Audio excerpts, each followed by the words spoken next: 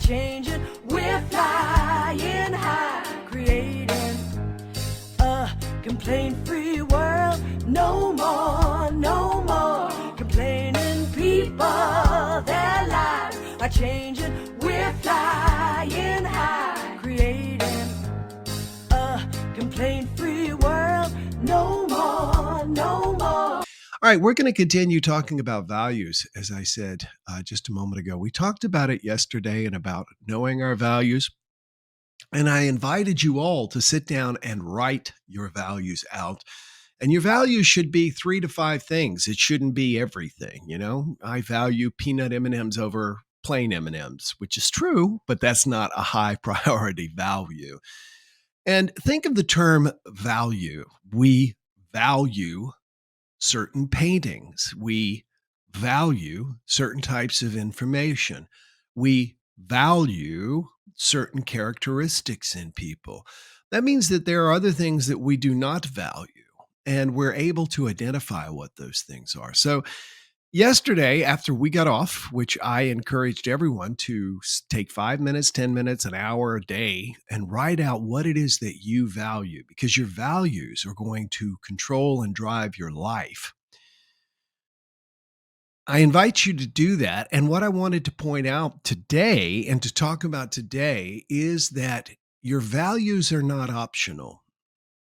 In other words, for me, for one of the challenges that I have is eating late at night. Do you have that trouble? Anybody else have that challenge? You're by yourself or whatever, and you eat late at night mindlessly, and then you get up and you look at the scale and go, "Oh, why did I do that? Why did I do that?" Well, in that moment, I value the stimulation and the sensorial benefit or enjoyment of eating food late at night more than I value what the scale says.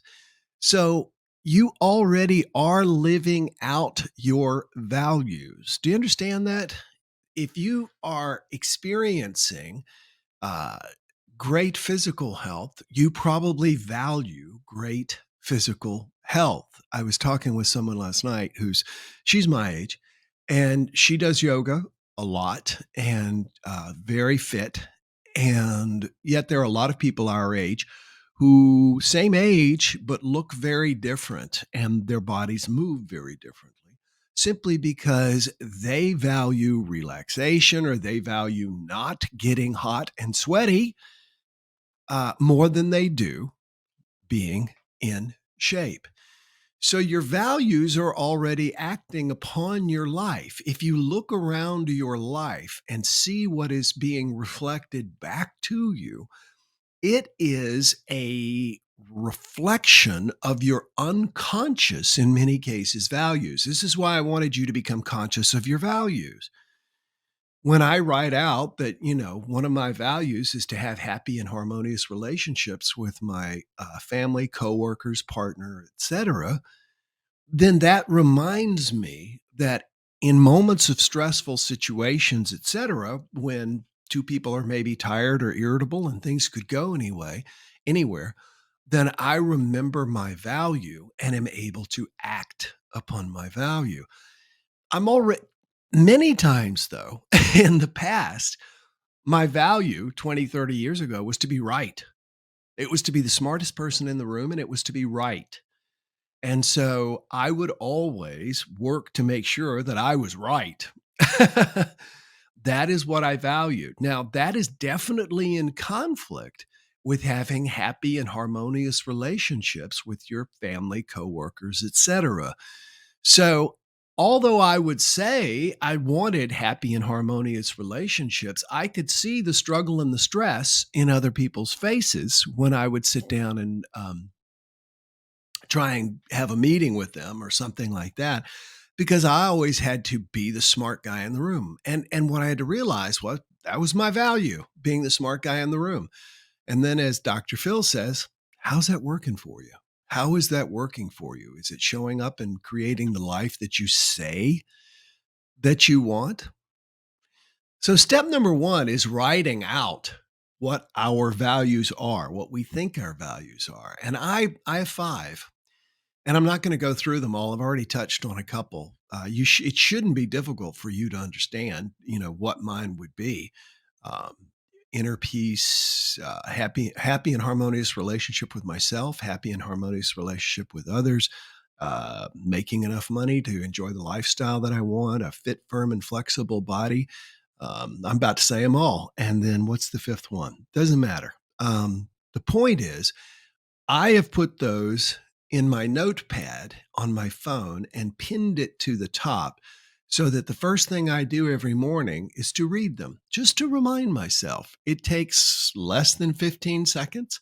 And as I said, I probably already know them, but it's important to read them anyway to remind yourself. And here's why this is important. Let's say you put 3 to 7 things on the list, an average of 5. You put down, these are my core values. All right. Well, guess what? You're going to leave off thousands of things. And that's where this idea we talked about yesterday, Roy Disney said, decision making is easy when values are clear. When you think that you value this and you think that you value that, and you actually don't, but it's showing up in your life, it's because at some level you do value it. You are getting some benefit from experiencing it. People who struggle with being a victim in their lives, and believe it or not, that was me for many, many years. They value the getting of attention in many cases from other people by always being the one who has a challenge or an issue. They value that attention more, myself included, more than they value being one who overcomes their issues and is not a victim, but a victor.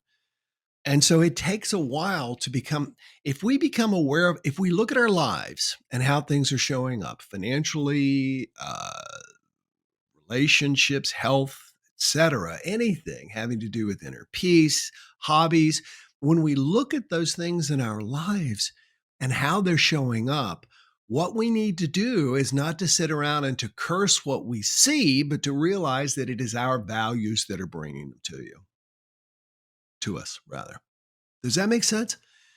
It's like I said before, I value the scale saying a certain thing. I value being able to button my suit easily when I'm on stage. However, in the moment at night, I value getting something to eat late at night more than I do even those things. So, which is my true value? Well, I think the real true value must be that I value eating junk in the middle of the night, or not middle of the night, but late at night, right before I'm going to bed. So, of course, I don't have any junk in my condo. But the other thing I've started doing is putting the bathroom scale in the middle of the kitchen. So I have to walk around it at night. And that really, really works for me. It helps me remember what my value is. It reminds me of my value. The challenge I find is that if we are acting, thinking, moving in certain ways which are not in accord with what we say our high values are, our highest values, they're habitual. And the challenge is making the break. Having really struggled with my weight for many, many years, I mean, right now I'm very comfortable. I'm good with where I am. And I'd like to be 5 pounds lighter. Who wouldn't? Um, what I don't want to be is 5 pounds heavier. But having struggled with that for many, many years, if it was like a Tuesday or Wednesday and I had one of these moments of feeling really, really fat, remember I was 100 pounds heavier than I am now. But I would have those moments of being angry and upset and feeling sorry and unhappy with myself. And I go, okay, I'm going on a diet. That's it, period. Well, when do I break this value that I have of overeating? When am I going to make this break? Well, I'm going to do it on a Monday, which means I eat like crazy until Monday. And then on Monday, I feel terrible, etc. So the value must be expressed. And when we first do it, such as not eating late at night or not having a second drink if that's a problem or whatever it is, not being difficult to deal with friends and family. When do we start? The answer is now, immediately. And we need to understand we're going to be shaky doing it because we never have done it. We've never expressed that value. And number two, other people are probably going to resist it depending on the value that we are attempting to express. So it's going to be a shaky thing for us because we're not used to it. Doing something the very, very first time is what makes it difficult. Doing it the second time makes it easier. Third time, and as we know, if you do it every day for 21 days, it'll become a habit. The analogy I like to use, I read about in, I think it was Bits and Pieces years ago, which was a little motivational booklet that came out once a month. And they told the story of these Amazon people who live in the Amazon or indigenous there, and their goal was to build a walking bridge across this giant cavern. And we may wonder, how in the world do you even begin the bridge? The answer is what they did was, which I thought was brilliant. They took an arrow and they tied a little piece of hemp string to it, just string, and they shot it over the gorge. They were able to shoot an arrow over the gorge. When it landed on the other side of the gorge, someone who was over there grabbed the arrow, took the string, and tied a little bit heavier piece of string to it, and the person who had shot the arrow pulled it back, who then tied a slightly heavier piece of string to that, and they pulled back and forth until they were doing rope and until they were doing multiple pieces of rope. And before you know it, you've got a full-blown suspension bridge over a gorge. And it all started with someone just taking one shaky little attempt to do it. Do you get the analogy? Shooting that arrow with the string is the same as attempting to live our values that very first time. There's a part inside of us that'll tell us to run away, don't do it. That is our ego, because our ego senses that it is losing control. Our ego, which is our edging God out, that's the acronym that people like to use. It's our human self. It's our I got to get mine before you get yours. It's the non-spiritual side of us.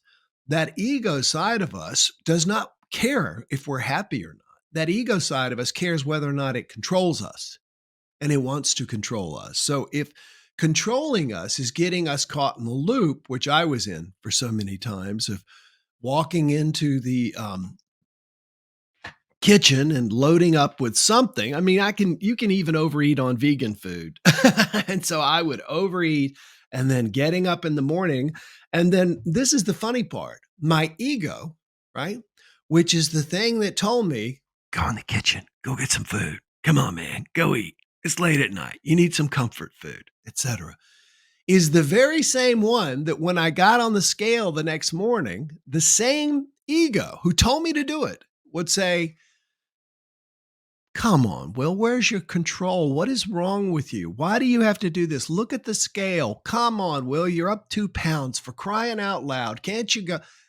It's the same voice. It would rather keep you off on your back foot, as they say in boxing. It would rather keep you on your back foot, keep you off track, than it would allow you to create the life you want. So that's why there's always the challenge. We've talked about this before, the Dr. Jekyll rather, and Mr. Hyde that's inside of all of us. And when we begin to live our values, it's a bit shaky, but if we do it once and then do it again and do it again and do it again. There was back when I was a church minister, which was only less than a year, maybe a year. Anyway, full time, which is where the complaint-free thing started. But when I was a church minister, one of the things that this consulting company told us was the key is not to get somebody to come one time. People are always going to come and try you out, but get them to come twice. If you can get people to come twice, if they're going to become active, they'll get active. If they can come twice in a row, typically. Well, the same is true for taking action on our values. When we first take action, then it can be a bit of a struggle, but the next time it gets easier. And if we stay with it, ultimately, our values, what we say are our values, begin to reflect and show up in our lives and become indistinguishable parts of who we are. So take some time, write down your values, number one. Number two, sit down and look and see where you're out of accord in your life, and then begin to act on your values. And more importantly, act on the highest and most important one. Do the thing that is most important. There's got to be something that if you did everything else on your value list fairly well, but you didn't do the first one or the second one or whatever it is, that you'd go, I'm missing it. Figure out what the thing is and work exclusively on that, and you'll be surprised at how much it'll change your life. So know your values, compare your values to your actual life, and then more importantly, live your values. No more complaining people. Their lives are changing. We're flying high, creating a complaint-free world. No more complaining people. Their lives are changing. We're flying high, creating a complaint-free world. No